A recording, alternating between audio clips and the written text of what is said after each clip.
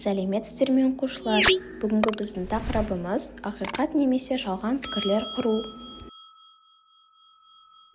Бірінші есепте В, Г, Д, Е берілген сөйлемдердің барлығы пікірлер болады. Пікір дегеніміз жай сөйлеммен, яғни хабарлама сөйлеммен берілетін сөйлемдер. Олар ақиқат немесе жалған болулары мүмкін.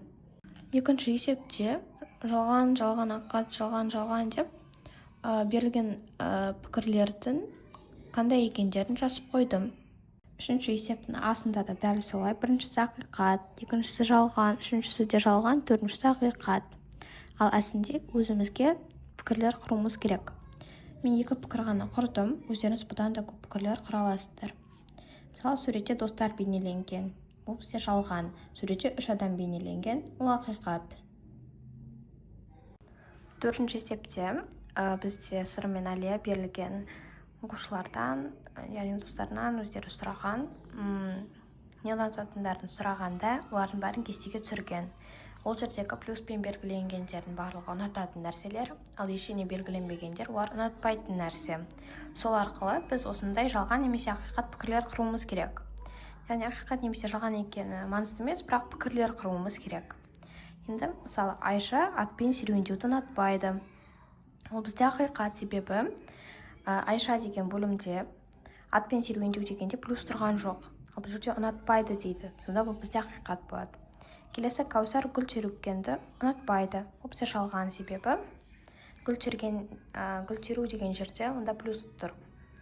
Бұдан да басқа балалар берілген, соған өздеріңіз құрай аласыздар осындай пікірлерді. Бесінші есепте бізде сандардың, яғни кубтарын, квадраттарын, мәндерін жазуымыз керек. Мысалы 7 көбейту 7 деген 7-нің кубы. Себебі 7-ні 3 рет өзіне көбейтіп тұр. Онда 343. Мысалы 10-ның квадраты 10-ды өз-өзіне 2 рет көбейтіп тұр. Ол бізде 100 болады. Қалғандарын да дәл солай істейміз. Ал әй есебінде бізде берілген амалдарды орындау керек.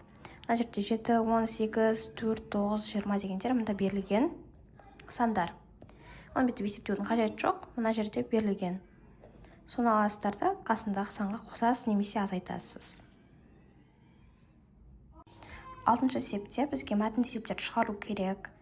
Оны шығару үшін осындай көбейту, қосу деген амалдарды орындап шығарамыз. Міне мынау берілгені волейбол, футбол, эстафета. Мына екеуінің қосындысы эстафетаның жауабы болады. Сосын бізге барлығын табу керек. 36-ны 2 көбейтеміз, 72 болады. Ол бізде футбол ойнаған адамдардың саны. Кейін 36-ға 72 қосамыз, ол 108, эстафета ойнағандардың саны. Кейін бұның барлығын қосамыз, сонда 216 адам барлығы. Әсемде тауға өрмелегендер 86, атпен серуендегендер белгісіз, бірақ 2 есеге. Тауға жаяу шықты қалғаны, барлығы 250 адам. Енді біз 86-ны 2-ге бөлеміз, сонда 43 болады. Ол бізде атпен серуендегендер. Енді бұл екеуін 43 пен 86-ны қосамыз да 250-ден азайтамыз. Сонда 250-ден 129 азайтсақ 121 шығады. Енді тауға шыққан 121 адам шықты. Тауға жаяу 121 адам шыққан екен. Жетінші есепте берілген екі теңдеуді шығарамыз. Біріншісінің x-тің мәні 4, y-тің мәні, яғни түбірі 70. Сегізінші есепте бізде барлығы 7 шар бар. Енді біз оларды көзімізді жұмып алсақ, кем дегенде бір қызыл шар болу керек. Егер біз 3 көкті де алсақ, онда кемінде бір қызыл шар болса, да бір қызыл шарды аламыз. 3 көкке бір қызылды қоссақ, 4 шар алу қажет болады. Жауабында 4 шар. Бүгінгі сабақ түсінікті болды деген ойдамын. Сау болыңыздар.